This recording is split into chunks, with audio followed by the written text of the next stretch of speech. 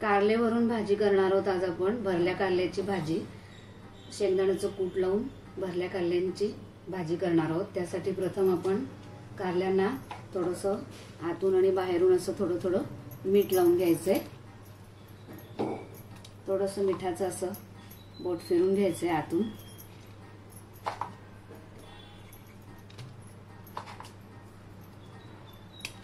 आणि आता असं मीठ लावून ही कारली आपण कुकरच्या भांड्यामध्ये 2 शिट्या, कुकरमध्ये थोडं खाली पाणी टाकलंय आणि 2 शिट्या घेऊन ही कारली आता आपण शिजवून घेऊया.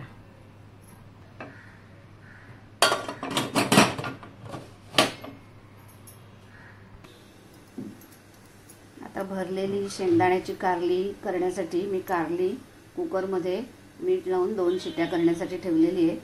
आता त्याच्यासाठी शेंगदाण्याचं कूट घेतलंय मी भाजून. शेंगदाण्याचं कूट आहे 1 ते 1.5 वाटी कूट. त्याच्यामध्ये आता आपण टाकून घेऊयात प्रमाणानुसार मीठ,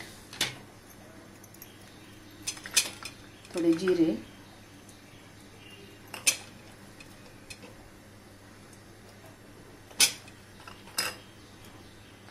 थोडी हळद टाकून घेणार आहे.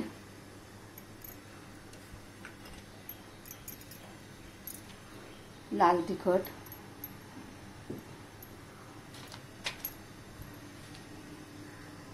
धणे जिरे पूड,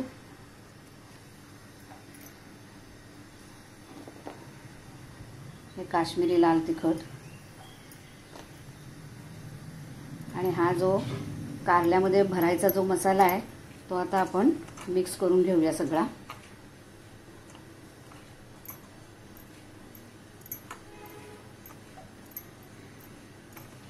आता हा कारल्यात भरायचा मसाला तयार झाला आहे, हा सारण. तर आता आपण हे कारल्यांमध्ये सारण भरून घेणार आहोत. अशा प्रकारे आपण ही कारली कुकरमध्ये वाफवून घेतलेली आहेत. आता ही कारली आपण हे जे सारण तयार केलंय हे सारण या कारल्यांमध्ये भरून घेणार आहे. सारणामध्ये मी सगळं मीठ, तिखट, जिरं, हळद हे सगळं टाकून घेतलेलं आहे. आता थोडीशी त्याच्यात आपण कोथिंबीर पण टाकून घेऊया.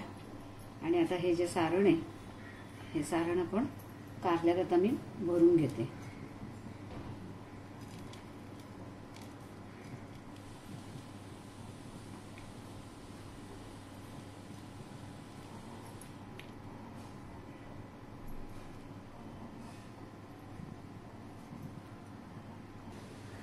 अशा प्रकारे ही कारली मी शेंगदाण्याचं कूट घालून भरून घेतली आहे.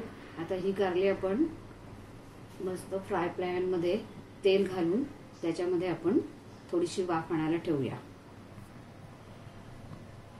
कढईत थोडं तेल टाकलंय मी. आणि आता ही केलेली कारली आहेत ही मी तेलामध्ये ठेवून घेते. हे जरी मिक्स झालं तरी काही हरकत नाही.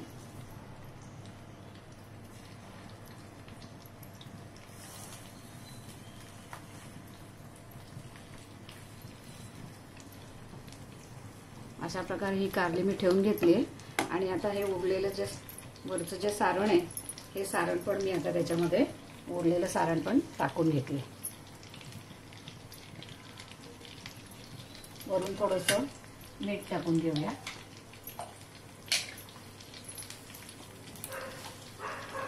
कारली ही वाफलेली आहे आणि सारणात पण आपण मीठ टाकलंय त्यामुळे थोडं कमीच मीठ टाकायचंय. वरून थोडी कोथिंबीर घालूया आणि फक्त 5 मिनिटं ती वाफवून घेऊया.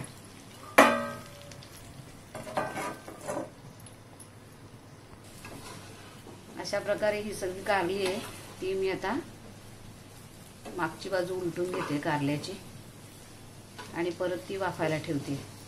तेलामध्ये ती मस्त परतली जातात. याच्यात पाणी वगैरे अजिबात काही घालायचं नाही कारण आपण ती वाफवलेली आहे. पाण्याची गरज नसते आणि पाणी टाकलं की ती कडू पण होते ना, त्यामुळे पाणी वगैरे काही टाकायचं नाहीये. शेंगदाण्याचं कूट भरून अशीच ती तेलावरती मस्तपैकी परतून घ्यायची खालच्या वरच्या बाजूने आणि असे 5-10 मिनिटं राहू द्यायचे आहेत. बघू शकता तुम्ही. अशा प्रकारे 5-10 मिनिटं भाजी ठेवून जराशी थोडीशी खरपूस होऊ द्यायची. मी आता ती 5 मिनिटं अशीच ठेवून घेणार आहे. अशा प्रकारे भरलेली भाजी शेंगदाण्याचं कूट घालून अगदी छान लागते. भाकरी बरोबर, वरण भाताबरोबर, पोळी बरोबर आणि अगदी झटपट होणारी रेसिपी आहे आणि खाण्यासाठीही पौष्टिक आहे. कारली काही अशी खाल्ली जात नाही. असे वेगवेगळ्या पद्धतीने कारली करून आपण खाऊ शकतो. तर 5 मिनिटं ही कारली अशीच मी थोडी क्रिस्पी होऊ देणार आहे आणि मग आपण ती सर्व करून घेऊया. शेंगदाण्याचं कूट सुद्धा घालून केलेली कारली सुद्धा अगदी, शेंगदाणे हे पौष्टिक असतात. याच्यामध्ये खोबरं, लसूण हे घालून पण आपण कारली करू शकतो किंवा ही कारली आपण क्रिस्पी करण्यासाठी तळून घेऊ शकतो. कारल्याचे अनेक प्रकार आहेत.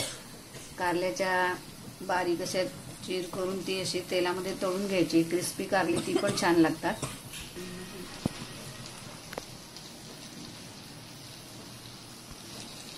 असे अनेक प्रकार आहे कारल्यांचे. कारली ही जास्त खाल्ली जात नाही, पण ती खावी. कारली आरोग्यासाठी अगदी चांगली असतात. आणि लहान मुलं तर कारली एकदम बारीक चिरून घेऊन ती तेलामध्ये तळून घ्यायची. मीठ लावून घ्यायचं, त्याचं पाणी काढून घ्यायचं आणि तेलात तळून घ्यायच्या. बारीक चिरलेल्या फोडी ज्या आहेत त्या चाकऱ्या अशा मस्त गोल केलेल्या, त्यासुद्धा क्रिस्पी होतात. लहान मुलं पण ते खातात. वरण भाताबरोबर वगैरे खायला त्या तोंडी लावायला छान लागतात. ते पण मी एकदा तुम्हाला करून दाखवणार आहे. आता बघूया. वेळ लागत नाही भाजीला, पण थोडी क्रिस्पी होण्यासाठी 5 मिनिटं ती ठेवायला लागतात. तुम्ही बघू शकता कारल्याची भाजी तयार झाली. शेंगदाण्याचं कूट घालून केलेली भाजी. तुम्ही करून बघा. लाईक, शेअर, सबस्क्राईब करा.